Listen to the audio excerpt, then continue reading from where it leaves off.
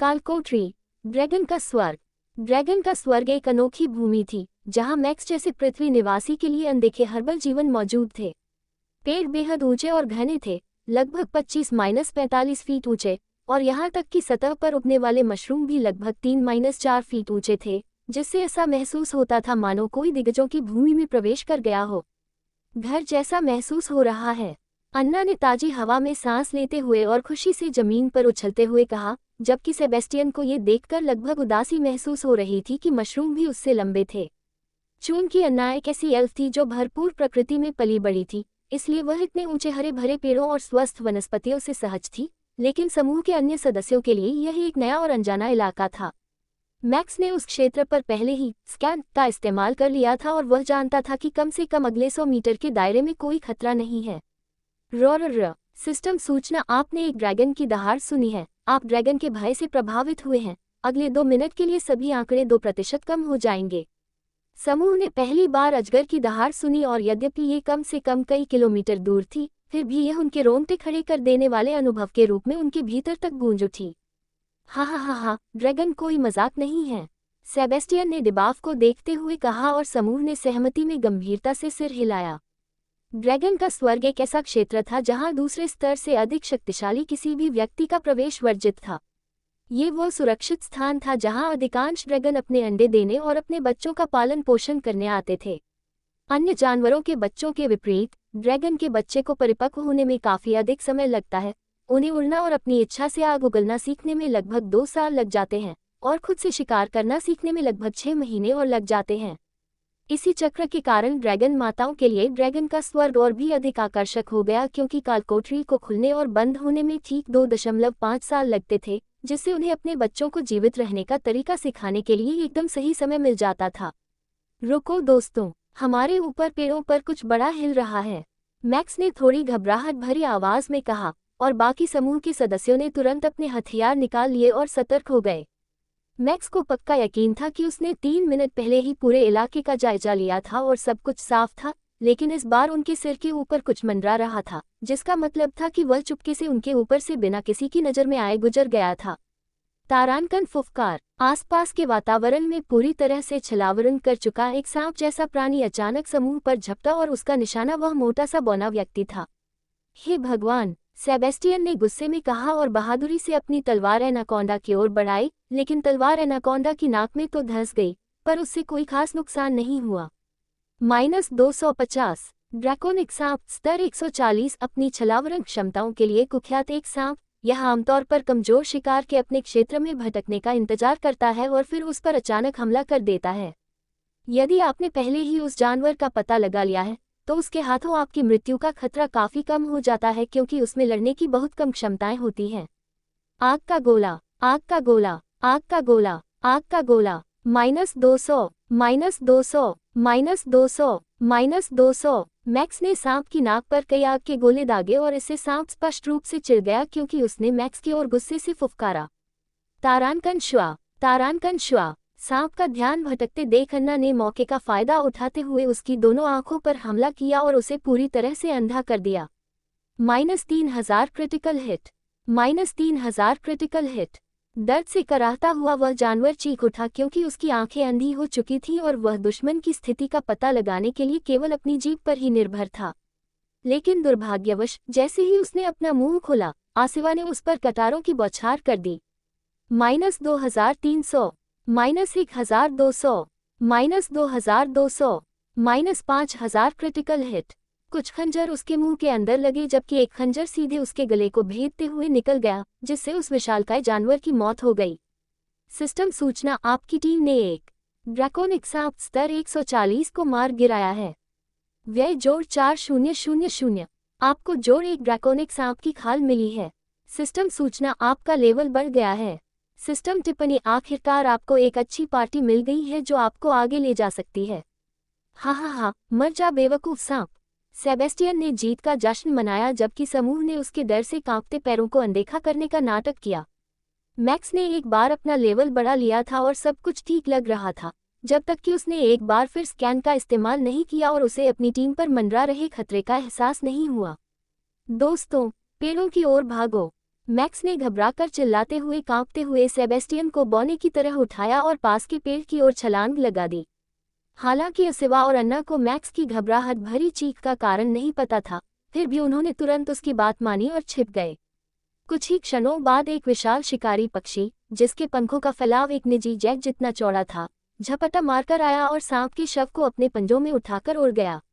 Aerodactyl स्तर 290 Y1 प्रजाति का एक रूप जो उच्च गति की उड़ान, युद्धाभ्यास और मजबूत पंजे की पकड़ में माहिर है। यदि आप इसके पंजों में फंस जाते हैं तो संभवतः आप इसका भोजन बन जाएंगे। ये क्या बकवास है, अन्ना ने शिकायत की जब उसने उस जानवर को उड़ते हुए देखा और महसूस किया कि मैक्स के अलावा उनमें से कोई भी इतने बड़े जानवर को अपनी ओर आते हुए महसूस नहीं कर सका। मैक्स ने अपने भाग्य पर शुक्रिया अदा किया कि उसने अपने स्तर में पदोन्नति के लिए स्किल स्कैन को चुना, क्योंकि इसके बिना समूह के 2/4 सदस्य निश्चित रूप से सांप या पक्षी का भोजन बन गए होते। हमें अधिक सावधान रहने की जरूरत है। ये हमारे विश्वविद्यालय का जंगली इलाका नहीं है, हम इसमें ऐसे नहीं चल सकते जैसे हम टहल रहे हों। आइए हम एक सीधी रेखा में चले और हम में से एक एक व्यक्ति एक एक दिशा पर नजर रखे, ताकि हमें खतरे के आने से पहले ही उसे पहचानने का बेहतर मौका मिल सके। अपने दूर तक मार करने वाले मंत्रों को तैयार रखें और भागने के रास्तों पर नजर रखें। हम सांप से तो लड़ सकते हैं, लेकिन एरोडैक्टाइल जैसे जानवरों से बिल्कुल भी नहीं लड़ सकते। हमें वहां समझदारी से काम लेना होगा और सुरक्षित रूप से पीछे हटने का रास्ता चुनना होगा, आसिवा ने कहा, और समूह ने उसके सुझाव के अनुसार खुद को पुनर्गठित किया और जंगल में और भी अधिक सावधानी से आगे बढ़ने लगे। Within the first 2 hours of the dungeon run, the group already encountered 4 near-death experiences and managed to obtain a small pile of loot. Up till now the group had obtained Azurite tea grass, a special species of grass that can be used to brew herbal tea that has calming effects. Obtained X5 bundles. Selling price 5,000 gold coins bundle. Blue spotted mushroom, a species of mushroom that has a psychedelic effect upon consumption. It's an extremely popular drug amongst the orc community. Obtained 2.4 pounds. Selling price 10,000 gold coins pound. Purple colored inferior mana stones, naturally forming mana stones of inferior grade, can restore up to 1,000 units of mana. Obtained 27 stones. Selling price 400 gold stone. Dragon bones, bones dug up from a dragon carcass. Obtained 4 long bones, 10 medium bones, 55 short bones. Selling price 20,000 gold, long bone, 5,000 gold, medium bone, 1,000 gold, short bone. Overall the group had done a few 100,000 gold worth of looting in just 2 hours while mostly being scared for their lives. Slowly but surely they began realizing the true value of the dungeon. Holy smokes guys, if we continue to loot then at this rate we will all be able to make our university fees back in just one day. Even if we don't find anything big, Sebastian said as he became extremely cheerful. Sebastian had been dirt poor all his life and it was his first time earning so much money so fast, and it released incredible amounts of dopamine in his brain. He thumped his legs in joy and his already small eyes became even smaller. When he smiled with mirth as the rest of the group sighed in exasperation looking at him. Anna was a princess. Although her finances were tight as a student, she was still considerably filthy rich and did not really care about making a few 100,000 gold. Most of the treasures were discovered by her as she was extremely well versed in nature's flora and fauna. If it were up to the other three, they would not be able to distinguish between the blue spotted mushroom and the other similarly blue looking mushroom which was apparently poisonous. Ashiva was also a princess by birth, and although she did not think that a few 100,000 money was less at all, she was not a person who cared about monetary things in general. For her, even if she had no money at all, she could be happy if she slept knowing all her enemies were dead and Max was not fooling around with other women. While Ashiva and Anna sighed at Sebastian because of his poor man mindset, Max sighed at him because of his low ambition. Sebastian, my buddy, if you become happy with a few 100,000 gold, what will you do when we haul millions? A man must aim for the stars, Max thought as he petted Sebastian's head as if he were a nice good dog. Ah, such a good day, Sebastian said, loving the beautiful feeling of being surrounded by tall nature full of treasures. Tarankan he. It was at this moment that the group heard a weird laughing noise seemingly out of nowhere that echoed all around them. Tarankan he. Max used scan trying to understand where the sound was coming from, but it was to no avail. He could not locate the enemy using his skill, which meant that either the enemy was outside Scan's range or the level of the enemy was too high for Max to detect. Tarankan boys, won't you come play with your big sister? Tarankan, the voice said seductively as the area around them began filling with a layer of thick fog. Tarankan, big sister loves dwarves. She loves the tall masked guy too. Why don't the three of us play together? Tarankan. The four of them stood back to back as they had their weapons drawn, ready to fight at the first sight of the enemy. System notification: you have been assaulted by a mental manipulation attack. System notification: your intermediary mental manipulation resistance resists the attack. Stab. -1200. Ugh! Max groaned as he was stabbed in the leg by a Shiva. Max hobbled away from her and wanted to scream at her, but noticed that her usual beautiful crimson-red eyes changed into a hazy grey color and understood that she was under an illusion. One by one all three of his friends turned towards him with hazy eyes as Max realized that he was truly fucked this time around. Tarankan, a cheeky one, aren't you? Haha, well, I have no use for the over-smart ones. You can just straight go to hell, Tarankan. The voice that once sounded like that of a sweet woman changed into that of a horse demon really fast, as his three friends lunged straight towards himself with weapons drawn. Ah shit, this is going to be hell, Max thought as he prepared to defend. Tarankan, Tarankan, Tarankan, Tarankan, Tarankan, Tarankan, Tarankan, Tarankan, Tarankan, Tarankan. Meanwhile, Rudra. Sir, this battleship fleet is flying under Thunder Nation colors. It's a merchant ship with only 2 frigate-class defensive battleships to accompany them. We can take them out quickly if you order us to do so. An earthen soldier reported to Rudra as Rudra stroked his chin and looked at the passing merchant convoy with interest. No need to use our battleships. I'll handle this one myself.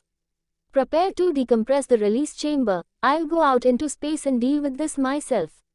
Rudra ordered as the soldier saluted him and began executing his orders. While a normal human could not resist the cold and the vacuum of space, Rudra had transcended that threshold long ago, and to him deep space was no longer a challenge. Mana flowed freely throughout the universe, even through deep space, and he, being a god, only needed mana for sustenance now and nothing else. Walking out of the decompression chamber, Rudra unsheathed his 2 swords as in just 2 casual strikes he sliced the 2 frigate-class defensive ships in half, destroying the defenses of the merchant caravan. ये हमला एक घात लगाकर किया गया था और अचानक हुआ था, क्योंकि पूरा व्यापारी काफिला उस समय अचंभित रह गया जब उन्होंने अपने रक्षक जहाजों को टुकड़े-टुकड़े होते देखा। भगवान थोर के जहाजों पर हमला करने की हिम्मत कौन करता है? व्यापारी सरदार ने आश्चर्य से सोचा और रडार पर दुश्मन की तलाश करने की कोशिश की, लेकिन उसे आश्चर्य हुआ कि वहां केवल एक छोटा आदमी ही दिखाई दिया। यह एक खतरनाक स्थिति है, कृपया मेरे द्वारा भेजे गए निर्देशांकों पर उतरें। जिस क्षण आप भागने या अपना मार्ग बदलने का प्रयास करेंगे, मैं आपके पूरे बेड़े को नष्ट कर दूंगा। रुद्र ने अपनी शक्तिशाली आवाज से यह बात कही, जो अंतरिक्ष की गहराई में भी गूंज रही थी। ये भगवान थोर के जहाज हैं, तुम खुद को समझते हो उनके सेवकों को चुनौती देने वाले? व्यापारी सरदार ने अपनी पूरी ताकत से पूछा, इस उम्मीद में कि थोर का नाम दुश्मन को डरा देगा। उसके दादाजी, रुद्र ने जवाब दिया और अपनी तलवार से उस जहाज को नष्ट कर दिया जहां से यह सवाल उठा था। बेड़े में बचे हुए 11 जहाजों के रोंगटे खड़े हो गए जब उन्होंने ये दृश्य देखा और उन्हें एहसास हुआ कि दूसरा पक्ष एक देवता था जिसे नाराज नहीं किया जा सकता था। वे ऊपरी तौर पर तो रुद्र के आदेश का पालन करते हुए उन निर्देशांकों की ओर बढ़ रहे थे जहां रुद्र उन्हें मोड़ना चाहता था, लेकिन ये सोचते हुए कि वे सबसे बड़े मास्टरमाइंड से भी ज्यादा चालाक हैं, उन्होंने थंडर नेशन की गश्ती बेड़े को मदद के लिए SOS सिग्नल भेजा और बैकअप मांगा, यह न समझते हुए कि यह शुरू से ही रुद्र की चाल थी। अरे सेबेस्टियन, रहने दो, मैक्स ने बॉने को अपने पैर पर काटने से रोकने की कोशिश करते हुए कहा। फिलहाल मैक्स अपने ही साथियों से लड़ रहा था और हालांकि वह उन तीनों के खिलाफ आसानी से खुद को संभाल सकता था क्योंकि वे अपने असली रूप में नहीं बल्कि रोबोट की तरह लड़ रहे थे, फिर भी मैक्स को गलती से उन्हें न मारने में मुश्किल हो रही थी। वह सचमुच नहीं चाहता था कि उसके दोस्त उसकी ही तलवार से मारे जाएं, इसलिए वह उन्हें चोट पहुंचाए बिना केवल वार से बचने और बचाव करने की पूरी कोशिश कर रहा था। ये ठीक नहीं है, मुझे मानसिक हेरफेर के जादू करने वाले को ढूंढना होगा और किसी तरह उससे लड़ना होगा, मैं हमेशा के लिए उनसे बचता नहीं रह सकता, मैक्स ने सोचा, जब वह आसिवा द्वारा उसकी आंखों पर फेंके गए खंजर से बाल बाल बचा। अरे, सिर्फ तुम्हें मेरी लाल आंखें बहुत पसंद हैं, ओह। मैक्स ने शिकायत करते हुए कहा और आखिरकार उसने अपने अगाध राक्षसों को बुला लिया। आओ, थप्पड़। जैसे ही मैक्स ने पहली बार अपने पाताल लोक के राक्षसों को बुलाया, उनमें से एक, जो अल्फा जैसा दिखता था, दहाड़ने लगा और मैक्स ने तुरंत उसके सिर पर एक जोरदार थप्पड़ मारा। अरे बेवकूफ, अगर तुम अजगर या पक्षी का भोजन बनना चाहते हो तो जोर से चिल्लाओ, वरना चुप रहो। मैक्स ने उस जानवर को फटकारा जो अपने मालिक के क्रोध का सामना करते हुए सिसक रहा था। -450। लानत है अन्ना। मैक्स ने अपने कवच से तीर निकालते हुए शिकायत की।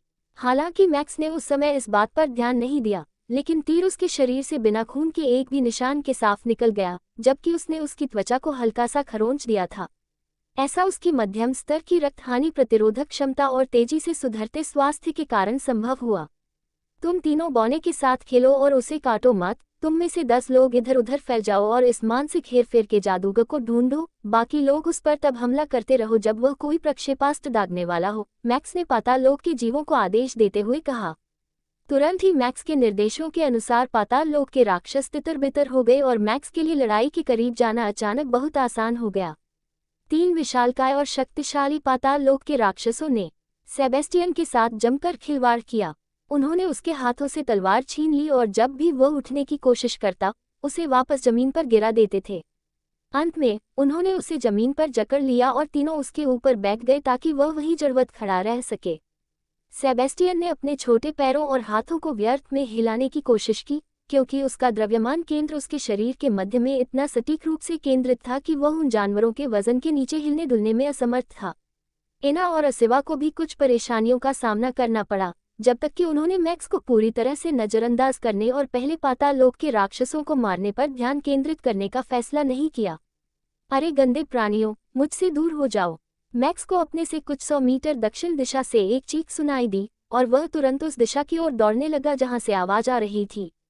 पाताल लोक के राक्षसों को उनका लक्ष्य मिल गया था, मानसिक हेरफेर मंत्र का प्रयोग करने वाला एक खतरनाक छोटा नेत्र दानव।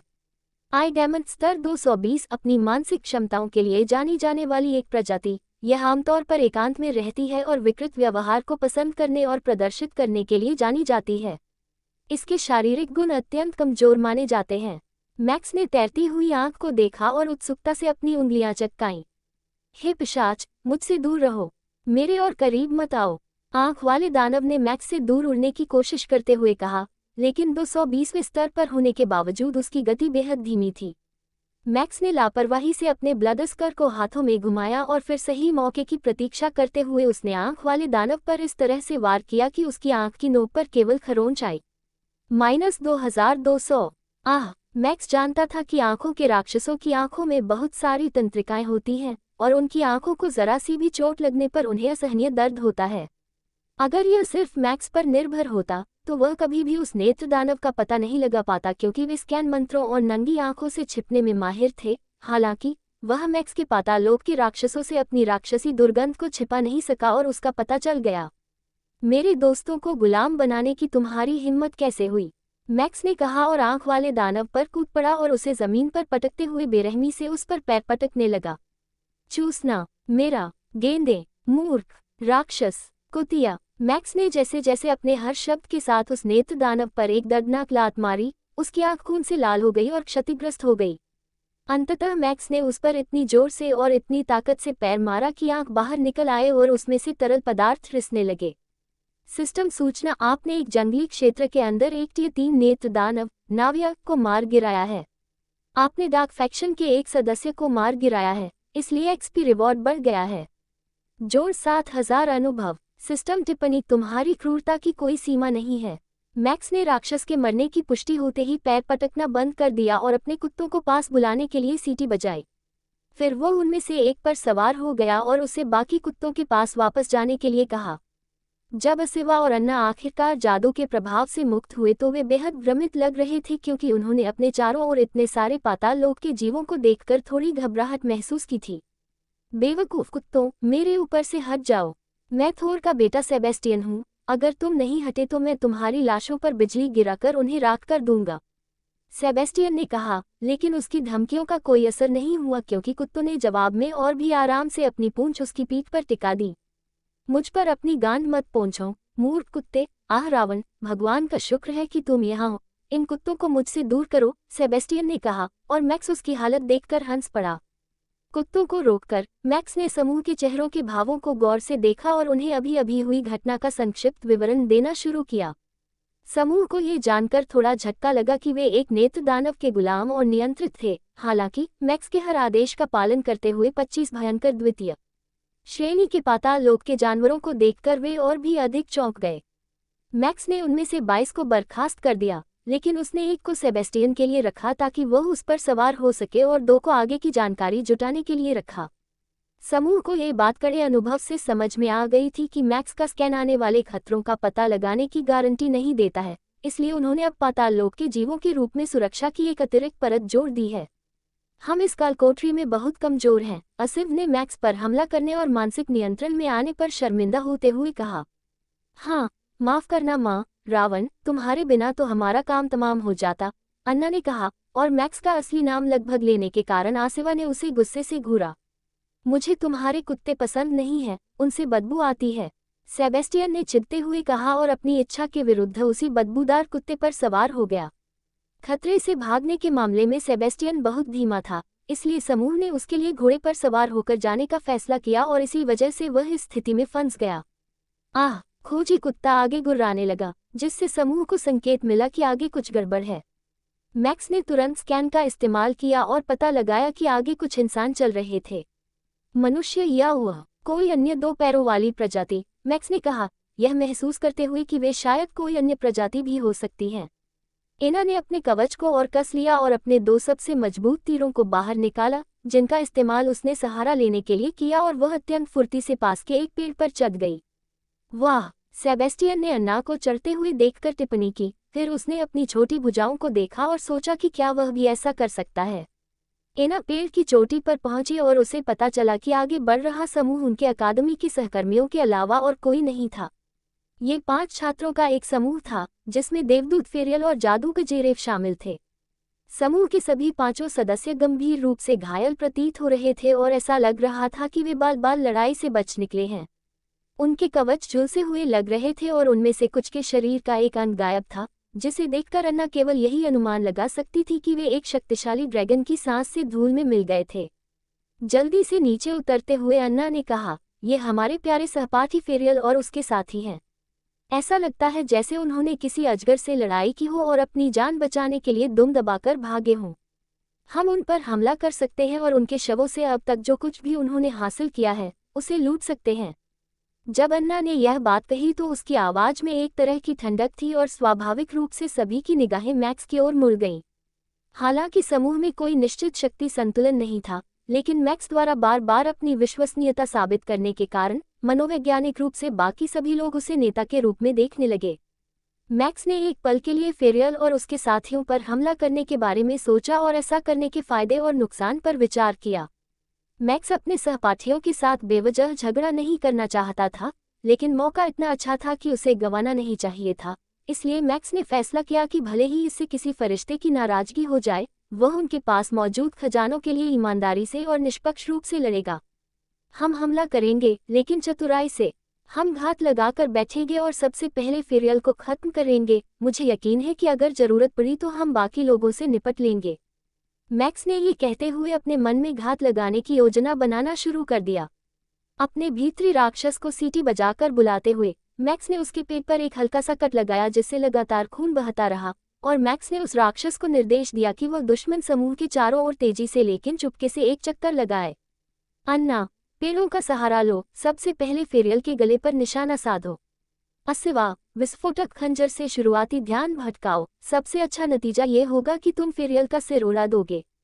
और सेबेस्टियन, मैक्स ने आदेश देते देते बीच में ही रुककर उत्सुक सेबेस्टियन को देखा और सोचने लगा कि वह आखिर कर क्या सकता है। अंधकार में राक्षस पर सवार होकर युद्ध में उतरो और तबाही मचाओ, उसने अंततः कहा, और सेबेस्टियन एक आदिम बंदर की तरह अपनी छाती पीटने लगा।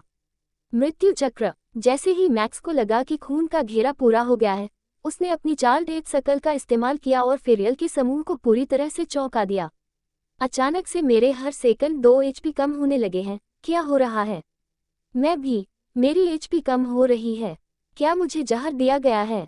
क्या मुझे खून बह रहा है? सभी लोग अपने शरीर का निरीक्षण करने लगे कि अचानक उनकी एचपी क्यों कम होने लगी है और इसी विचलित अवस्था में असिफ ने फेरियल की गर्दन पर सीधा निशाना साधते हुए एक घातक खंजर फेंका।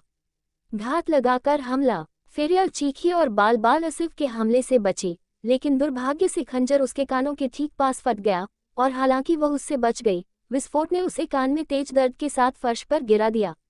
-1750 तारांकन स्विश, -4500 क्रिटिकल हिट। जैसे ही फेरियल दर्द से कराहते हुए नीचे गिरी और अपने कान पकड़ने लगी, अन्ना ने तुरंत एक तीर चलाया और उसकी गर्दन को भेदते हुए हमले में फेरियल को मार डाला। मुआहाहाहाहा। सेबेस्टियन एक जंगली की तरह हंसा और एक नीदर बीस्ट पर सवार होकर युद्ध में उतर गया और एक निहत्थे छात्र के पेट में छुरा घोंप दिया, जिससे उसे -1200 का नुकसान हुआ। तीरों, खंजरों और कई अन्य शिकारी कुत्तों ने चारों दिशाओं से समूह पर बेरहमी से हमला किया, जबकि मैक्स आराम से ब्लडस्कर को हाथ में लिए युद्धस्थल पर पहुंचा। ये तो शिकारी कुत्ता है। ज़ेरेफ ने मैक्स को हैरानी और भय से देखते हुए कहा। हम सहकर्मी हैं, ये घिनौना है। तुम्हें शर्म आनी चाहिए। मैक्स द्वारा उसे कराहते हुए जमीन पर लौटते हुए एक छात्र ने कहा, मुझे बहुत बहुत खेद है, मैं वास्तव में बेहद शर्मिंदा हूँ।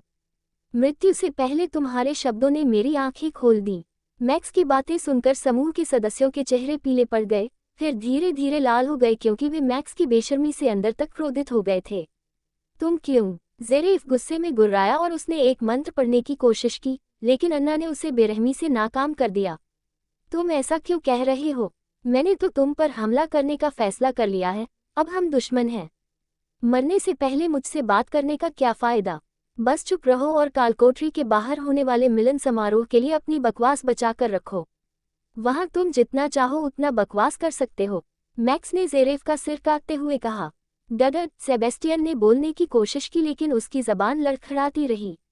मैक्स ने उसके सिर पर हाथ फेरा और अपने दोस्त को शांत करने की कोशिश की, लेकिन लगातार 20 सेकंड की बफरिंग के बाद मैक्स ने उसके वाक्य को पूरा करने का फैसला किया। हाँ, ड्रैगन का अंडा। ओह ला ला ला, सेबेस्टियन ने खुशी से सीटी बजाते हुए कहा, जिससे बाकी तीनों सदस्यों को एक छोटा सा दिल का दौरा पड़ गया। तभी मैक्स ने तुरंत स्कैन का इस्तेमाल करके ये देखने की कोशिश की कि क्या उस बेवकूफ़ ने हवाई हमले को आकर्षित किया है या नहीं। जाहिर तौर पर फेरियल के समूह ने किसी तरह एक ड्रैगन का अंडा चुराने में सफलता प्राप्त कर ली थी। हालांकि दुर्भाग्य से इससे पहले कि वे ठीक से ठीक हो पाते और फिर से संगठित हो पाते, मैक्स के समूह ने उन्हें ढूंढ लिया और जब वे सबसे कमजोर स्थिति में थे तब उन्हें मार डाला। हरे ड्रैगन का अंडा, अज्ञात लिंग का एक हरा ड्रैगन अंडा। इसे पालतू जानवर के रूप में प्राप्त किया जा सकता है। उन्होंने इसे किसी से क्यों नहीं बांधा? अन्ना ने पूछा। उसे समझ नहीं आ रहा था कि अगर अंडे को बांधा जा सकता था तो उसे प्राप्त करते ही तुरंत क्यों नहीं बांधा गया। वे शायद इसे बेचकर लूटी गई रकम को समान रूप से बांटना चाहते थे। उस समूह में हमारे जैसी घनिष्ठ गतिशीलता नहीं थी। हरे रंग के ड्रैगन के अंडे कभी कभी 100 मिलियन सोने के सिक्कों से भी अधिक में बिकते हैं, इसलिए ये काफी कीमती खजाना है। लेकिन हम जानते हैं कि इसकी सबसे ज्यादा जरूरत किसे है। असिवा ने सेबेस्टियन को ड्रैगन के अंडे को गले लगाते और अपनी दाढ़ी उस पर रगड़ते हुए देखते हुए कहा। क्या सभी इसके पक्ष में हैं? मैक्स ने पूछा और तीनों ने अपनी सहमति जताते हुए हाथ उठा दिए। ठीक है सेबेस्टियन, अब तुम इसे बांध सकते हो, मैक्स ने मुस्कुराते हुए कहा। सेबेस्टियन इस टिप्पणी से अचंभित रह गया। वह बेवकूफ़ नहीं था, वह जानता था कि ड्रैगन के अंडे बेहद कीमती होते हैं, इसलिए उसने वास्तव में यह उम्मीद नहीं की थी कि समूह उसे एक अंडा देगा। दोस्तों, मैं नहीं कर सकता, उसने कहा। उसकी आवाज़ अब पहले जैसी लग रही थी, न कि उस कार्टून बॉने जैसी जो वह हाल ही में बन गया था। बिल्कुल कर सकते हो, अन्ना ने मुस्कुराते हुए कहा और मैक्स और असिवा ने सहमति में सिर हिलाया। सेबेस्टियन की आंखों में आंसू आ गए। उसने अपने अंगूठे पर एक छोटा सा कट लगाया और खून को ड्रैगन के अंडे पर टपकाया। जैसे ही उसका खून उबलने लगा, एक सिस्टम नोटिफिकेशन ने उससे पूछा कि क्या वह अंडे को बांधना चाहता है। सेबेस्टियन ने हाँ पर क्लिक किया और अंडा तुरंत उसके आत्मा क्षेत्र में चला गया जहां उसे पालतू सवारी स्थल पर रख दिया गया।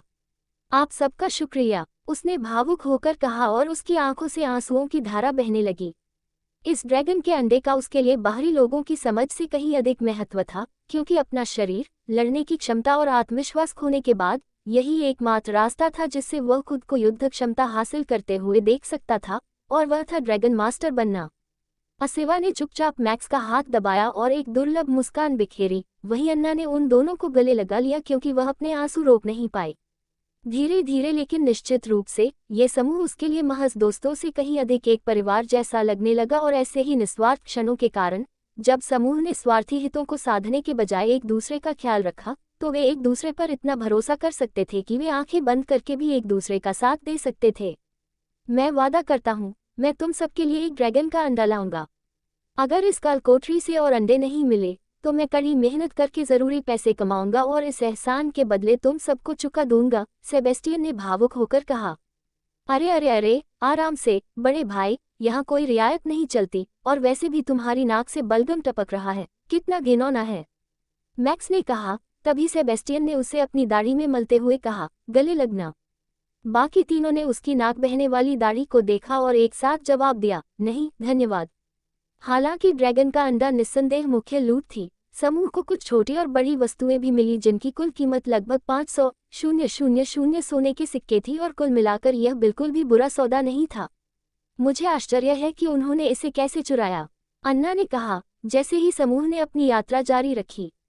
एना, जो जंगल में तीसरे स्तर के जीवों का सामना करने से डरती थी, वही समझ नहीं पा रही थी कि कोई वास्तव में एक असली ड्रैगन का अंडा चुराने में कैसे सफल हो सकता है। हालांकि मैक्स को इसका सटीक जवाब नहीं पता था, लेकिन वह जानता था कि अगर मौका मिला तो वह निस्संदेह खुद एक ड्रैगन का अंडा चुराने की कोशिश करेगा, भले ही ऐसा करना बेहद जोखिम भरा हो। तारानकन तारानकन तारानकन तारानकन तारानकन तारानकन तारानकन तारानकन तारानकन तारानकन तारानकन। इस बीच रुद्र मुस्कुराया जब उसने देखा कि 2 छठे स्तर के देवता 5 विध्वंसक श्रेणी के जहाजों और 17 फ्रिगेट के बेड़े के साथ उस व्यापारी समूह को बचाने के लिए आए हैं जिसे उसने शत्रुतापूर्ण बना लिया था। तो मूर्खों ने जाल में फंस गए, उसने व्यापारी जहाज के ठंडे बाहरी हिस्से पर बैठे हुए कहा, और दुश्मन को अंतिम गति से आते हुए देखा। ये थंडर नेशन की सीमा गश्ती है, आप घिरे हुए हैं, अभी आत्मसमर्पण करें और आपको निष्पक्ष सुनवाई की गारंटी दी जाएगी। विरोध करोगे तो तुम्हें मार दिया जाएगा। एक तेज आवाज पूरे अंतरिक्ष में गूंजी, जिसके जवाब में रुद्र ने जम्हाई ली। तो टर्मिनेटर आ गए। वाह, उसने ताली बजाते हुए कहा, क्योंकि दुश्मन रुद्र की पहचान की जांच करने की कोशिश कर रहे थे लेकिन असफल रहे। मैं गॉड हेराशियर हूँ, डुमाकन ग्रह का देवता, मेरे साथी स्वामी, अभी आत्मसमर्पण करो। मैं व्यक्तिगत रूप से तुम्हारे अपराध के लिए हल्के जुर्माने की गारंटी देता हूँ। गरजने वाला राष्ट्र बेवजह भगवानों को दुश्मन नहीं बनाता। मुझे यकीन है कि हमारे जहाजों पर हमला करने का आपके पास कोई कारण रहा होगा, लेकिन हम इस अपराध को नजरअंदाज नहीं कर सकते। हमारे साथ संयमित होकर वापस आइए और हम आपकी जो भी समस्या है उसका समाधान निकालेंगे। यदि आपको धन या दिव्य शक्ति की आवश्यकता हो तो सेवा के बदले में वह हमेशा उपलब्ध कराई जा सकती है। युद्धपोत के अंदर से एक आवाज आए और रुद्र ने सिर हिलाकर जवाब दिया। वह व्यक्ति दयालु प्रतीत हुआ और रुद्र को लगभग पछतावा हुआ क्योंकि वह उसे मारने ही वाला था, लेकिन चूंकि दूसरे पक्ष ने उसके प्रति सम्मान दिखाया था, इसलिए उसने उसे एक मौका देने का फैसला किया। तुम भले आदमी हो, अभी अपने जहाज के साथ वापस लौट जाओ और जीवित रहो। अगर 100 मीटर भी आगे आए तो मर जाओगे, रुद्र ने अपना अल्टीमेटम देते हुए कहा। हेराशियर को बेचैनी महसूस हुई। रुद्र का आत्मविश्वास अजीब था और उसके हाव भाव से हेराशियर समझ गया था कि ये दिखावा नहीं था। पीछे मुड़ो, हेराशियर ने दृढ़ता से कहा, क्योंकि उसने अपने अंतर्ज्ञान पर भरोसा करने का फैसला किया था। मेरे स्वामी, उसके आदमियों ने सवाल किया, उन्हें यकीन नहीं था कि ऐसा करना उनके लिए नैतिक था या नहीं। मुड़ो, हेराशियर ने गुस्से से कहा और सैनिकों ने आज्ञा का पालन किया। हेराशियर ने दांत पीसते हुए खुद को कायर समझा, लेकिन अगले ही पल उसने जो हमला देखा उससे उसे एहसास हुआ कि यह उसके जीवन का सबसे अच्छा फैसला था। मात्र एक अत्यंत शक्तिशाली तलवार के वार से व्यापारी जहाज के ऊपर बैठे व्यक्ति ने एक ही बार में 4 विध्वंसक श्रेणी के जहाजों और 17 फ्रिगेट श्रेणी के जहाजों को नष्ट कर दिया। साथ ही विध्वंसक श्रेणी के जहाजों में से एक के अंदर मौजूद देवता को गंभीर रूप से घायल कर दिया। हेराशियर का दिल जोर से धड़कने लगा जब उसने सुनहरे बालों वाले उस लड़के को लापरवाही से मुस्कुराते हुए देखा जो उसकी ओर देख रहा था, और वह सोचने लगा कि आखिर थंडर नेशन ने किस तरह के जानवर को उकसाया है और क्यों। इस बीच नैन्सी, जब से नैन्सी ने अपने सिर पर नकली ताज पहना है, तब से उसका जीवन बिल्कुल भी आसान नहीं रहा है। पिछले 3 दिनों से वह अपने बच्चे की जान बचाने के लिए साथी ड्रैगन कुलों के खिलाफ लगातार लड़ाई लड़ रही थी। निम्न श्रेणी के ड्रैगन मानव रूप धारण करके चुपके से उसकी गुफा में घुसने की कोशिश कर रहे थे ताकि उसके बच्चे को चुरा सके। हालांकि सतर्क नैन्सी ने उन्हें सूंघकर पहचान लिया और उन्हें जलाकर राख कर दिया। केवल 3 दिन ही बीते थे, लेकिन उसके सिर पर ताज का बोझ बेहद भारी लग रहा था क्योंकि उसे 80 घंटे से अधिक समय से एक पल की भी नींद नहीं आई थी। मेरे बच्चे, स्वस्थ रहो, उसने अपने अंडे को अपनी गर्मी से सेंकते हुए सोचा। वो छोटा अंडा जो उसके पेट से रगड़ रहा था, उसे वह सारी ताकत और साहस प्रदान कर रहा था जिसकी उसे जरूरत पड़ने पर दुनिया से लड़ने के लिए आवश्यकता थी। जैसे ही नैन्सी ने थोड़ी देर सोने के बारे में सोचा, उसे एक बार फिर अपनी गुफा में किसी घुसपैठिए के आने का एहसास हुआ। ये गुफा बहुत अंधेरी है, मुझे नहीं लगता कि यहाँ कोई अजगर रहता होगा। एक गुप्त गुट का जासूस खुद से बुदबुदाया, क्योंकि वह अंधेरी गुफा के अंदर जीवन के संकेतों का पता लगाने की कोशिश कर रहा था। गुफा के अंदर बिल्कुल भी दिखाई नहीं दे रहा था और उसके पास प्रकाश उत्पन्न करने वाली कोई वस्तु या आग पैदा करने वाले मंत्र भी नहीं थे, इसलिए जासूस को जानकारी इकट्ठा करने के लिए अपनी आंखों के अलावा अपनी अन्य इंद्रियों का उपयोग करने के लिए मजबूर होना पड़ा। आमतौर पर अगर कोई ड्रैगन किसी गुफा को अपने अड्डे के रूप में इस्तेमाल कर रहा होता था, तो गुफा के प्रवेश द्वार पर खून की तेज दुर्गंध आती थी। ऐसा इसलिए था क्योंकि भेड़ियों और शेरों जैसे निम्न श्रेणी के जानवरों के विपरीत, जो अपने क्षेत्र को मूत्र और मल से चिन्हित करते थे, ड्रैगन अपने क्षेत्र को अपने दुश्मनों के खून से चिन्हित करते थे। ये सुनिश्चित करने के लिए कि वह व्यक्ति स्कैन स्पेल का उपयोग करे, हालांकि उसका टियर 2 स्पेल नैन्सी जैसे गॉड टियर ड्रैगन का पता नहीं लगा सकता था। मुझे लगता है यहाँ कोई नहीं है, उस आदमी ने चारों ओर देखते हुए कहा और पुष्टि की कि वास्तव में जीवन का कोई संकेत नहीं था। उसने अपनी पैंट की जिप नीचे की और पेशाब करने की योजना बनाते हुए अपना लिंग बाहर निकाला और फिर आगे बढ़ गया। ड्रैगन सांस। वह आदमी अभी सीटी बजाना शुरू ही कर रहा था और पेशाब निकलने का इंतजार कर रहा था, लेकिन एक बूंद भी निकलने से पहले ही वह आदमी राख में बदल गया। नैन्सी ने अपना सिर पीछे झुकाया और आंखें बंद कर ली। फिर उसने गुस्से से उस आदमी के अवशेषों की ओर देखा। शुरू में तो उसने उस आदमी को मारने की योजना नहीं बनाई थी और उसे जाने देती, लेकिन वह इस बात को बर्दाश्त नहीं कर सकी कि वह आदमी उसकी गुफा में पेशाब करे, इस आशंका से कि उसके पेशाब से उसके बच्चे को कोई संक्रमण हो सकता है। तारानकन तारानकन तारानकन तारानकन तारानकन तारानकन तारानकन तारानकन तारानकन तारानकन तारानकन। इस बीच रिया, ड्रैगन की रानी, ने जमीन के नीचे अपनी खुद की मांद बना ली थी और अप्रत्याशित रूप से एक दिलचस्प कछुए के साथ एक भूमिगत गुफा साझा कर रही थी। कछुआ बहुत शांत था और एक नज़र में ही उसके लाल ड्रैगन के भेष को पहचान सकता था, जिसका मतलब था कि उसकी पहचान शायद सरल नहीं थी। हालांकि बूढ़े कछुए ने उसे या उसके बच्चे को कोई धमकी नहीं दी और शांति से अपना जीवन व्यतीत करता रहा। यही कारण था कि रिया ने अपने आसपास उसकी उपस्थिति को सहन किया। हालांकि कछुआ खुद शाकाहारी था, लेकिन वह न केवल उसके लिए शिकार लाता था बल्कि औषधीय जड़ी बूटियां भी लाता था जो उसे आंतरिक चोटों से उबरने में मदद करती थी। हालांकि रिया को यह समझ नहीं आया कि कछुए ने उसकी देखभाल के लिए इतनी मेहनत क्यों की, फिर भी वह इसके लिए बहुत आभारी थी, क्योंकि उसके द्वारा उसकी ज़रूरतों का ख्याल रखने से वह अन्य ड्रैगनों और बाहरी दुनिया के सामने आने के जोखिम के बिना जमीन के नीचे छिप सकती थी। उसका बच्चा दिन प्रतिदिन मजबूत होता जा रहा था और वह अंडे के अंदर से अविश्वसनीय ऊर्जा महसूस कर सकती थी। उसने अपनी शक्तियों का एक बड़ा हिस्सा उस बच्चे के लिए बलिदान कर दिया था जो भाग्य को चुनौती देने वाली शक्तियों और क्षमताओं के साथ पैदा हुआ था, और फिलहाल ऐसा लग रहा था कि उसके प्रयास व्यर्थ नहीं जाएंगे। तारानकन तारानकन तारानकन तारानकन तारानकन तारानकन तारानकन तारानकन तारानकन। इस बीच एस्मोडियस, राक्षस कप्तान एस्मोडियस को रिपोर्ट करते हुए 7/9 जासूस वापस आ गए हैं। महोदय, उनके पास ड्रैगन गुफाओं के बारे में संभावित सुराग हैं। 2 जासूस अभी तक नहीं लौटे हैं महोदय, और संभवतः हुए युद्ध में मारे गए हैं, एक डार्क फैक्शन सैनिक ने एस्मोडियस को रिपोर्ट करते हुए कहा। अच्छा, उन 7 स्थानों को छोड़ दो जहां से स्काउट्स जीवित लौटे थे। उन 2 क्षेत्रों की अधिक आक्रामक रूप से खोज करो जहां स्काउट्स मारे गए थे। यदि खोजकर्ताओं को अजगरों की गुफा मिली और वे जीवित लौट आए, तो उस गुफा में अजगर सम्राट और उसका अंडा होना असंभव है। एस्मोडियस ने अपनी बुद्धिमत्ता का भरपूर उपयोग करते हुए कहा। सिपाही ने एस्मोडियस को सलाम किया और तुरंत अपने आदेश बताए। तभी कुछ ही देर बाद एक और सिपाही अंदर आया।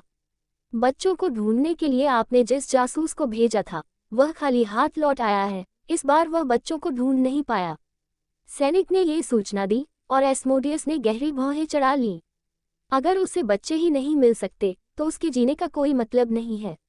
उसे मार डालो और यह सुनिश्चित करो कि जब हम बाहर जाएं तो उसे एक पैसा भी न मिले। उसे कुछ न मिलने के बावजूद यहाँ वापस आने की हिम्मत कैसे हुई? अस्वीकार्य, एस्मोडियस ने इस मामले पर अपना फैसला सुनाते हुए कहा। हालांकि कालकोठरी के अंदर यह केवल पहला दिन था। एस्मोडियस अपने दोनों उद्देश्यों को जल्द से जल्द हासिल करने में कोई कसर नहीं छोड़ना चाहता था। हालांकि पहले दिन उसने कुछ प्रगति की, क्योंकि अब वह ड्रैगन सम्राट के अंडे को खोजने के संबंध में अपने प्रयासों को किस दिशा में केंद्रित करना है, इस पर ध्यान केंद्रित कर सकता था। लेकिन सेबेस्टियन और उसके समूह के बारे में कोई सुराग न होने से वह बहुत नाराज था। तुम्हारे पिता सेबेस्टियन ने मुझे हफ्तों तक भूखा रखा और अपमानित किया। अगर मैं तुम्हें और तुम्हारे दोस्तों को कुछ दिनों तक तड़पाए नहीं तो मेरा बुरा हाल होगा। एस्मोडियस ने अपनी उंगलियां चटकाते हुए कहा, मानो वह उन्हें पकड़ने के पल का बेसब्री से इंतजार कर रहा हो। योजक चिन्ह, योजक चिन्ह, योजक चिन्ह, योजक चिन्ह, योजक चिन्ह, योजक चिन्ह। ये बोनस अध्याय संरक्षक एंटन कार्टुनेन द्वारा प्रायोजित है। कृपया इसके लिए टिप्पणियों में उन्हें धन्यवाद दें।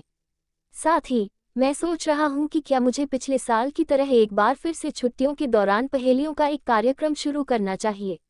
अगर आप लोग इसमें रुचि रखते हैं तो कृपया मुझे टिप्पणियों में बताएं। सेबेस्टियन, तुम शारीरिक रूप से अंडे को से नहीं रहे हो। अगर तुम्हें ज्यादा गर्मी लग रही है तो तुम्हें 2 कंबल ओढ़कर सोने की जरूरत नहीं है, मैक्स ने स्पष्ट रूप से चिढ़ते हुए कहा, क्योंकि सेबेस्टियन ने बिना किसी कारण के उसका कंबल चुरा लिया था।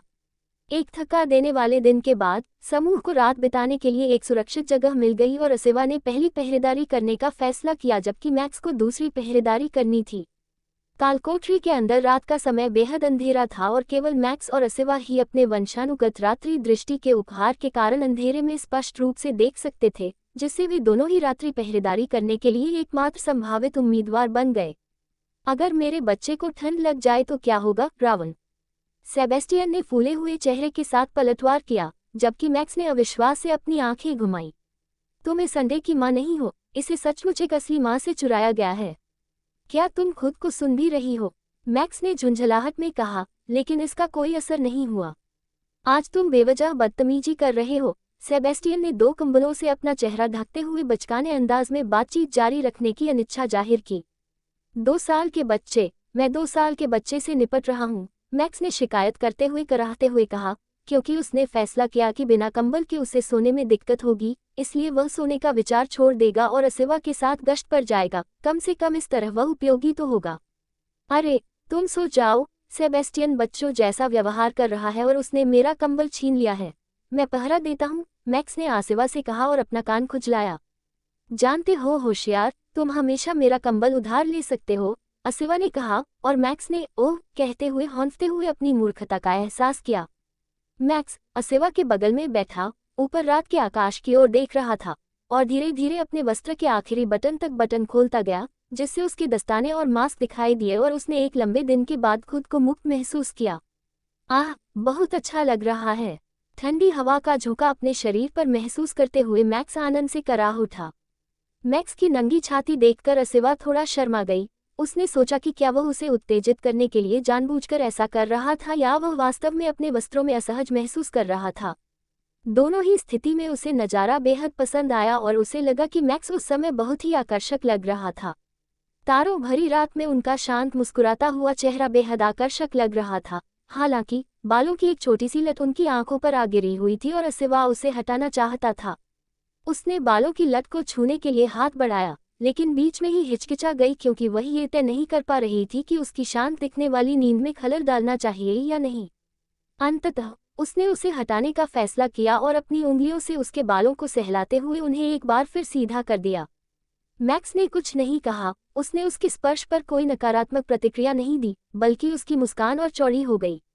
प्यारा, मैक्स की प्यारी मुस्कान देखकर असिवा ने सोचा और उसके सीने में एक अजीब सी गर्माहट महसूस हुई। अपने पिता को खोने के बाद असिवा को ऐसा लगा जैसे उसके दिल में एक बड़ा खालीपन आ गया हो। उसके पिता ही एकमात्र ऐसे व्यक्ति थे जो उससे बिना शर्त प्यार करते थे और उसे दुलारते थे, और उनके चले जाने के बाद असिवा के पास अब कोई ऐसा नहीं बचा जिसे वह अपना कह सके। ये तब तक ठीक था जब तक मैक्स उसके जीवन में नहीं आया। शुरू में पहली मुलाकात में उसने उसके बारे में ज्यादा नहीं सोचा था, लेकिन समय के साथ वह उससे परिचित हो गई और अब वह उससे प्यार करती थी। अपनी भावनाओं को व्यक्त करने का विचार उसके मन में कई बार आया। हालांकि किसी तरह आमतौर पर साहसी और मुखरसिक परतुस अपनी भावनाओं को व्यक्त करने का साहस नहीं जुटा पाई जब उसने वास्तव में कोशिश की। मैक्स की मजबूत छाती को घूरते हुए असिवा ने अनजाने में अपने होंठ काट लिए, क्योंकि उसके खून की गंध मैक्स की नाक में समा गई थी। तारानकन फुफकार। मैक्स ने अनजाने में अपने नुकीले दांत दिखाई क्योंकि उसकी आदिम प्रवृत्ति उस मीठे खून पर दावत उड़ाना चाहती थी, लेकिन मैक्स ने इसे दबा लिया और अपनी आंखें खोलकर असिवा के खून बहते होंठ को चिंता से देखा। तुम्हें दवा चाहिए? उसने पूछा, जबकि असिवा शर्माते हुए उससे नजरें फेर लीं। नहीं, उसने काफी आक्रामक लहजे में जवाब दिया क्योंकि मैक्स को समझ नहीं आ रहा था कि क्या हुआ था। हे भगवान, उसका चेहरा तो टमाटर जैसा लाल हो गया है। क्या वह मुझसे नाराज है? मैक्स ने घबराहट में सोचते हुए कहा। उसे यह एहसास नहीं था कि वह शर्म से लाल हो रही थी। मैं खून की गंध के प्रति कमजोर हूँ। अगर 1 महीने पहले मैं तुम्हारी जगह होता तो तुम पर झपट पड़ता। शुक्र है कि अब मुझमें थोड़ा संयम आ गया है, मैक्स ने कहा, जबकि असिवा मुंह फुलाए बैठा था। काश तुम झपट्टा मारते, उसने धीमी और अस्पष्ट आवाज में कहा।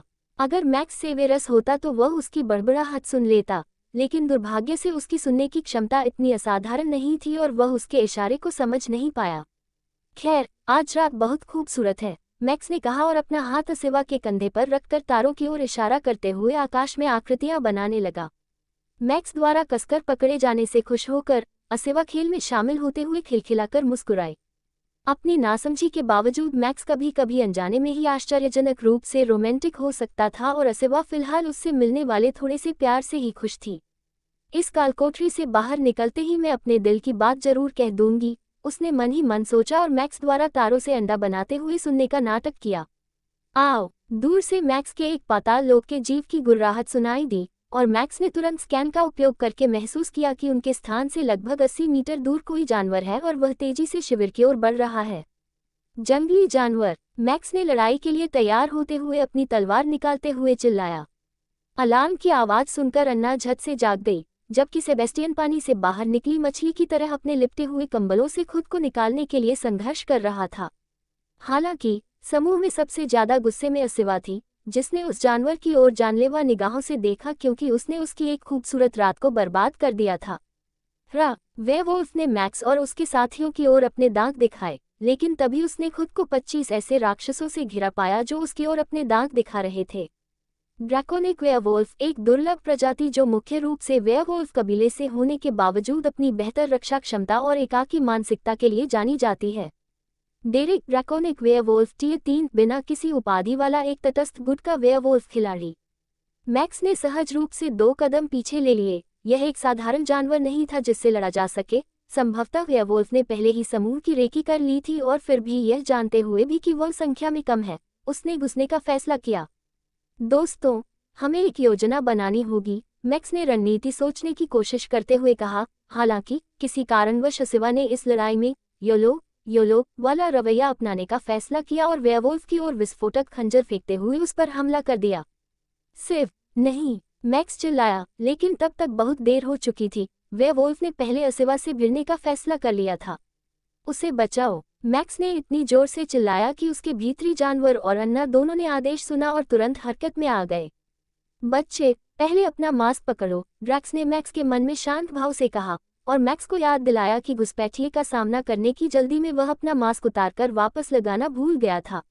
ओह शिट, मैक्स ने सोचा और करवट बदलते हुए पहले अपना मास्क पहना और फिर अपना ध्यान वापस सामने चल रही लड़ाई पर केंद्रित किया। असिवा वेयरवुल्फ से जी जान से लड़ रही थी। ऐसा लग रहा था मानो वह उससे दिल से नफरत करती हो, जैसे ही लड़ाई व्यक्तिगत हो। हालांकि उसमें जोश तो था, लेकिन वह वेयरवुल्फ का सामना करने के लिए स्पष्ट रूप से पर्याप्त मजबूत नहीं थी, क्योंकि अनगिनत पाताल लोक के जीवों के हस्तक्षेप के बावजूद वह कोई बड़ा अवसर पैदा नहीं कर सकी। वेयरवुल्फ ने पाताल लोक के जीवों को ऐसे फाड़ डाला जैसे वे पिल्ले हों, उनकी गर्दन पर काटकर उन्हें कचरे की तरफ फेंक दिया और अपने पंजों से असिवा पर हमला जारी रखा, मानो एक ही झटके में उसका सिर धड़ से अलग कर देना चाहता हो। आह, उस विशालकाय जानवर को जो एकमात्र वास्तविक नुकसान पहुंचाया जा रहा था, वह अन्ना द्वारा लगातार उसके पेट में तीर दागने से हो रहा था। हालांकि उसकी निराशा ये थी कि उसकी खाल असामान्य रूप से मोटी थी और हालांकि तीर लगे, वे उसे कोई बड़ा नुकसान पहुंचाने में विफल रहे। मृत्यु चक्र, मैक्स ने एक पाताल लोक के जानवर को अपना पैर काटने और इलाके में एक छोटे से घेरे में दौड़ने के लिए कहकर मृत्यु चक्र को सक्रिय कर दिया, क्योंकि मैक्स का इरादा लगातार उसकी एचपी को कम करके उस जानवर पर मनोवैज्ञानिक दबाव बनाना था। -2, -2, -2, -1, -2, उस जानवर की एचपी हर सेकंड कम होती जा रही थी और वह थोड़ा परेशान लग रहा था क्योंकि उसे इसका कारण समझ नहीं आ रहा था। लेकिन शांत मैक्स को अपनी खून जैसी लाल आंखों से खुद को घूरते हुए देखकर वेयरवुल्फ ने निष्कर्ष निकाला कि वही इसका दोषी था।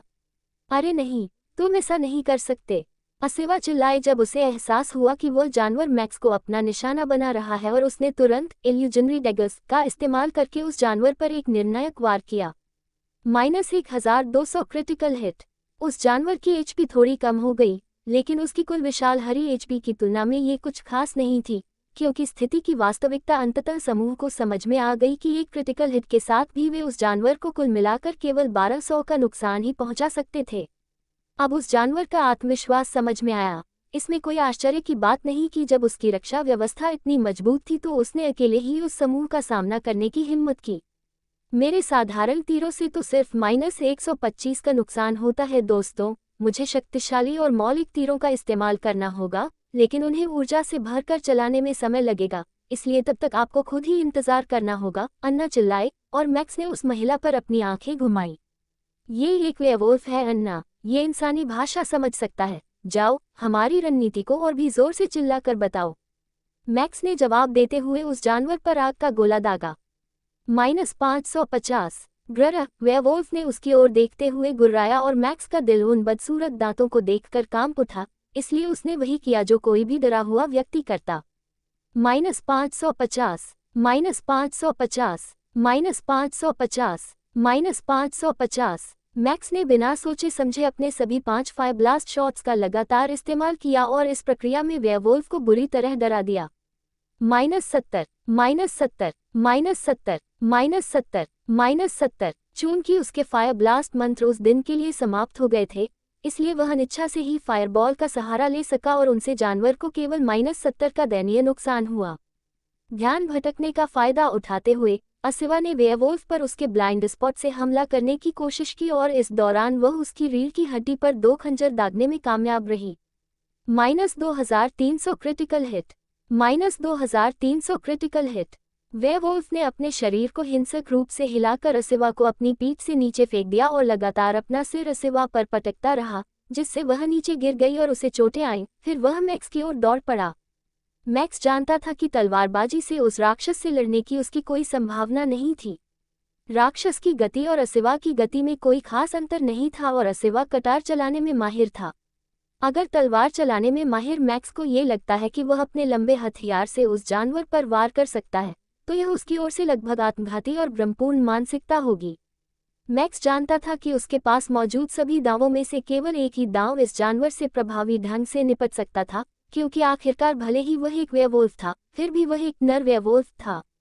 आओ, मैक्स ने ब्लडस्कर को कसकर पकड़ते हुए कहा और वेयरवुल्फ के हमला करने का इंतजार करने लगा। मैक्स ने एक नीची मुद्रा अपनाई, जिससे ये भ्रम पैदा हुआ कि जैसे ही जानवर कूदेगा, वह उसे नीचे से वार करने की कोशिश करेगा।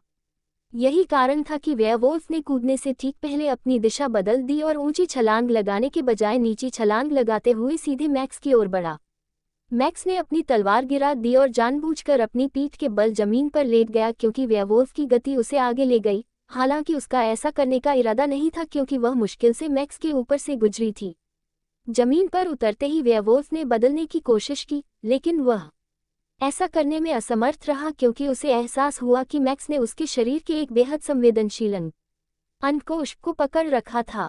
गेंद कुचलना। मैक्स ने अपने गुरु जॉनी इंग्लिश द्वारा सिखाए गए तरीके से ही नर वेयरवुल्फ के जननांगों को एक विनाशकारी दबाव से नष्ट कर दिया, जिससे वेयरवुल्फ के पूरे शरीर में असहनीय दर्द की लहरें दौड़ गईं।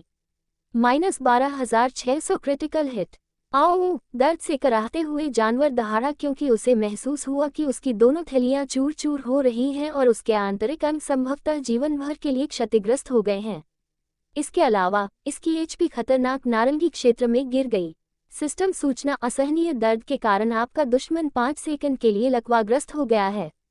मैक्स ने एक ही झटके में जानवर के अंडकोश को उसके शरीर से फाड़कर अलग करने की कोशिश की, जिससे वह दर्द से कराहते हुए फर्श पर गिर पड़ा। अन्ना, अब तुम्हारे पास निशाना लगाने का मौका है, मैक्स चिल्लाया और ठीक उसी समय अन्ना ने शक्तिशाली माना शक्ति से भरपूर एक तीर सीधे वेयरवुल्फ की आंख में, उसके दिमाग में दाग दिया। -15000 क्रिटिकल हिट। यह एक चमत्कारिक शॉट था, जो केवल इसलिए संभव हो पाया क्योंकि वह जानवर लकवाग्रस्त हो गया था और इसी वजह से समूह को तीसरे स्तर के जानवर पर एक बेहद अप्रत्याशित जीत मिली। सिस्टम सूचना आपने वाइल्ड जोन के अंदर वेयरवुल्फ जाति के एक तटस्थ टियर 3 खिलाड़ी डेरेक को मार डाला है। क्योंकि विरोधी खिलाड़ी आपसे एक स्तर ऊपर है, इसलिए एक्सपी पुरस्कार बढ़ जाता है। जोड़ 15,700 अनुभव, जोड़ 1430 सोना, जोड़ 2 उच्च गुणवत्ता वाली वेयरवुल्फ की खालें। सिस्टम टिप्पणी किसी के पुरुष अंगों के विरुद्ध जाना ब्रो कोड का उल्लंघन है। आप एक पुरुष के रूप में असफल हो गए हैं। सिस्टम अधिसूचना, आपने जोड़ 1 लेवल प्राप्त कर लिया है। मैक्स ने सिस्टम नोटिफिकेशन पढ़े और मुस्कुराया। उसकी नज़र में यह एक मजबूत प्रतिद्वंद्वी के खिलाफ सचमुच एक चमत्कारिक जीत थी। शानदार शॉट अन्ना, मैक्स ने तारीफ करते हुए कहा और वेयरवुल्फ के शव की ओर देखने के लिए मुड़ा, लेकिन उसे वहां कोई नहीं मिला। उफ, लाश कहाँ है दोस्तों? मैक्स ने सवाल किया, क्योंकि सभी की निगाहें उस जगह की ओर मुड़ गईं जहां कुछ क्षण पहले वेयरवुल्फ की मौत हुई थी, लेकिन वहां शव गायब था। ये क्या हो रहा है? अन्ना ने अपने हाथ में धनुष को देखते हुए आश्चर्य व्यक्त किया और यह सुनिश्चित करने के लिए अपनी त्वचा को चुटकी से दबाया कि वह सपना तो नहीं देख रही है। मैक्स घबरा गया और उसने स्कैन का इस्तेमाल किया, लेकिन आसपास कोई नहीं मिला। ऐसा लगा जैसे लाश हवा में गायब हो गई हो। चलो जल्दी चलें, हमें नहीं पता कि जंगल के इन हिस्सों में क्या छिपा हो सकता है, लेकिन मुझे बिल्कुल भी सुरक्षित महसूस नहीं हो रहा है, मैक्स ने कहा और समूह ने जल्दी से अपना सामान इकट्ठा किया और रात के अंधेरे में कम दृश्यता के बीच से आगे बढ़ना शुरू कर दिया। तारानकन तारानकन तारानकन तारानकन तारानकन तारानकन तारानकन तारानकन तारानकन तारानकन तारानकन तारानकन। इस बीच कछुए की गुफा में। स्वाद तो अच्छा है, क्या ये ड्रैकोनिक वेयरवुल्फ का मांस है? रिया ने ड्रैकोनिक वेयरवुल्फ के मांस और जड़ी बूटियों से बने स्टू को पीते हुए पूछा। हाँ, ऐसा ही है, बूढ़े कछुए ने शांत लेकिन कर्कश आवाज में उत्तर दिया। रिया को आश्चर्य हुआ कि शाकाहारी कछुआ मांस को इतनी अच्छी तरह से कैसे पका लेता है, लेकिन उसने इस बारे में ज्यादा पूछताछ नहीं की। उसने जो देखा था, उसके अनुसार कछुआ एक मक्खी को भी नहीं मारता था। भले ही वह उसे परेशान करती थी, फिर भी वह किसी तरह हर दिन उसके लिए भोजन लाता था, जिसमें मृत शरीर पर विभिन्न प्रकार के घाव के निशान होते थे। आज उसे जो ड्रैकोनिक वेयरवुल्फ का शरीर मिला था, उसके सिर में तीर का निशान था और उसकी पीठ पर 2 खंजर के निशान थे, जबकि उसका लिंग बुरी तरह से क्षत विक्षत था और पहचान से परे था। रिया अच्छी तरह समझ गई थी कि यह कछुए का शिकार नहीं था, बल्कि किसी तरह उसने इसे उस दल से छीन लिया था जिसने उसे हराया था। हर गुजरते घंटे के साथ कछुए के चारों ओर एक नया रहस्य मंडराता हुआ प्रतीत हो रहा था। रिया अच्छी तरह समझती थी कि वह कोई साधारण जीव नहीं था। मेरे स्वामी, व्यापारी हमारे झंडे के नीचे यात्रा करने से डरते हैं। एक दरबारी ने थोर को ये सूचना दी, जिसके चेहरे पर गहरी शिकन थी। हम किस तरह के अंतरिक्ष समुद्री डाकू का सामना कर रहे हैं? उन्होंने कितना नुकसान पहुंचाया है? थोर ने अपनी दाढ़ी सहलाते हुए पूछा, क्योंकि उसे बुरी खबर सुनाई जा रही थी। यह कोई समूह नहीं है महोदय, यह एक देवता है। निश्चित रूप से ऐसा कोई नहीं जिसे हम जानते हों या जो हमारी वांछित सूची में पहले से ही शामिल हो, लेकिन अफवाह है कि वह कम से कम मध्य स्तर का छठा देवता है और अत्यंत शक्तिशाली है। रिपोर्ट के अनुसार वह तलवार का इस्तेमाल करता है, लेकिन आप पूरी तरह से निश्चित नहीं हो सकते क्योंकि रिपोर्ट ये भी बताती है कि उसके पास शक्तिशाली जादूगर जैसी क्षमताएं हैं, दरबारी ने बताया, जबकि थोर असमंजस में लग रहा था। व्यापारी बेड़े द्वारा स्थानांतरित किए जा रहे माल का मूल्य कितना था? थोर ने पूछा। कुछ अरब सोने के सिक्के, दरबारी ने शर्मिंदा होकर उत्तर दिया। छठे स्तर के देवता को इतनी छोटी सी उपलब्धि की परवाह क्यों होगी? ये बात समझ से परे है। ये रिपोर्ट किसने बनाई है? थोर बड़बड़ाया, क्योंकि स्पष्ट रूप से यह बात उसे समझ नहीं आ रही थी। यदि किसी के पास ईश्वरीय क्षमताएं और शक्ति होती, तो वे संपूर्ण ग्रहों पर शासन करते और यदि वे लूटपाट के लिए भी जा रहे होते, तो वे प्रचुर संसाधनों वाली आकाशगंगाओं पर नियंत्रण कर लेते, न कि कम कीमत वाले व्यापारी जहाजों पर। मेरे दिमाग में बस यही एक बात आ रही है कि किसी न किसी तरह से देवता का व्यापारी बेड़े से कोई व्यक्तिगत द्वेष था और उन्होंने अपना गुस्सा उन पर निकाला। ये निश्चित रूप से दुर्भाग्यपूर्ण है, लेकिन ऐसा होता रहता है। व्यापारी संघ से कहिए कि वे ज्यादा डरे नहीं और सामान्य रूप से उड़ान भरें तथा अपने बेड़े में अतिरिक्त सुरक्षा उपाय शामिल करें। अगर जरूरत पड़ी तो हम उनके बेड़े को बचाने के लिए शक्तिशाली देवताओं को भेजेंगे। थोर ने ये कहते हुए उस दिन के लिए इस मामले को समाप्त कर दिया। रुद्र द्वारा किए गए पहले ही आतंकवादी हमले ने इस देश के व्यापारी संघ को हिलाकर रख दिया था। उनके घबरा जाने का कारण रुद्र द्वारा छोड़े गए एकमात्र जीवित जहाज की कहानियां थीं, जिसके सदस्यों ने कहा कि दुश्मन को बेड़े को नष्ट करने और छठे स्तर के देवता को घायल करने में एक ही चाल लगी और उसे खत्म करने में 2 और चालें लगीं। हालांकि थोर ने इस मामले को एक अलग घटना मानकर निष्कर्ष निकाला था, इसलिए व्यापारी संघ केवल अनिच्छा से ही सामान्य रूप से अपना कारोबार फिर से शुरू कर सका। थोर और उसके दरबारी जिस बात से पूरी तरह अनजान थे, वह थी व्यापारी बेड़े द्वारा ले जाए जा रहे माल की सामग्री। हालांकि व्यापारी बेड़ा केवल कुछ अरबों डॉलर का था, फिर भी वह रोडियम क्रिस्टल और उच्च श्रेणी के स्टील का परिवहन कर रहा था जिसका उपयोग हथियार बनाने के लिए किया जा सकता था।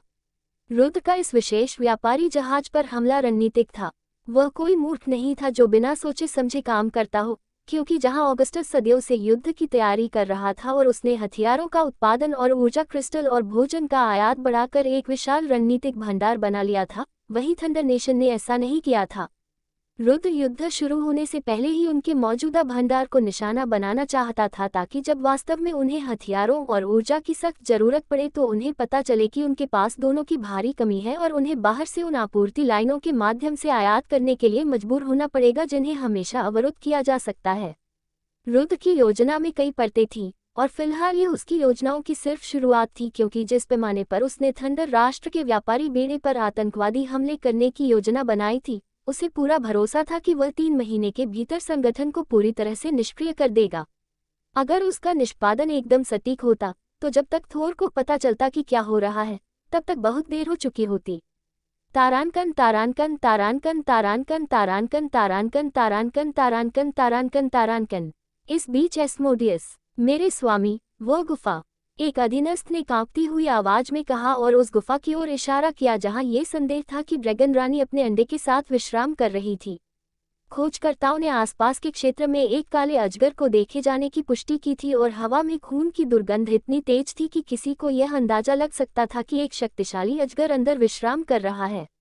एस्मोडियस का शुरुआती अनुमान सही निकला। प्रारंभिक छानबीन के दौरान मारे गए 2 खोजी ही अन्वेषण के लिए सबसे अच्छी 2 दिशाएं साबित हुईं। उनमें से एक बहुत ही शक्तिशाली छठे स्तर के पृथ्वी ड्रैगन का अड्डा निकला, जबकि दूसरा वह था जिसकी तलाश समूह को सबसे अधिक थी। एस्मोडियस को यह विश्वास इसलिए था कि उसके अंदर एक ड्रैगन सम्राट हो सकता है क्योंकि वह आसपास के वातावरण में अपनी आभा बिखेर रही थी। इन परिवेशों में प्रवेश करते ही वयस्क पुरुष बिना किसी कारण के कांपने और सहमने लगे और जंगल के बाकी हिस्सों की तुलना में तापमान बेहद ठंडा महसूस हुआ। जंगल के बाकी हिस्सों के विपरीत इन हिस्सों में कोई पक्षी या जानवर छिपा हुआ नहीं दिखाई दे रहा था, जबकि गुफा में अजीब सी खामोशी छाई हुई थी। आपके आदेश हैं, मेरे स्वामी, एक अधीनस्थ ने पूछा, जब एस्मोडियस योजना बनाने की कोशिश करते हुए नीचे की मिट्टी को छूने के लिए झुका। कुछ देर बाद उसने कहा, हम जमीन में सुरंग खोदकर अपने अवसर की प्रतीक्षा करते हैं। बिना किसी योजना के ड्रैगन सम्राट की गुफा में घुसना सरासर मूर्खता है और मैं यहाँ अपनी जान जोखिम में डालने नहीं आया हूँ। हम उसके जाने का इंतजार करते हैं या किसी अन्य ड्रैगन द्वारा उसे लड़ाई के लिए बाहर निकालने का इंतजार करते हैं और फिर हम अंडा लेने के लिए अंदर घुस जाते हैं। इसलिए इधर उधर फैल जाओ और खुदाई शुरू करो। एस्मोडियस के आदेशानुसार वे लोग तुरंत काम पर लग गए और समूह के डेरा डालने के लिए जमीन में आदमियों के आकार के गड्ढे खोदने लगे। बच्चों के बारे में कोई खबर है? एस्मोडियस ने स्काउट्स के नेता से पूछा, जिस पर उस व्यक्ति ने सिर हिलाकर कहा, अभी तक तो कोई खबर नहीं है, लेकिन दूसरे दिन के अंत तक हमें कुछ पता चल जाएगा। एस्मोडियस स्पष्ट रूप से क्रोधित था, लेकिन उसने अपने क्रोध पर काबू रखते हुए स्काउट लीडर के कंधों पर थपथपाया और कहा, उम्मीद है कि तुम सही हो, क्योंकि अगर तुम दिन के अंत तक मेरे लिए कोई ठोस खबर लेकर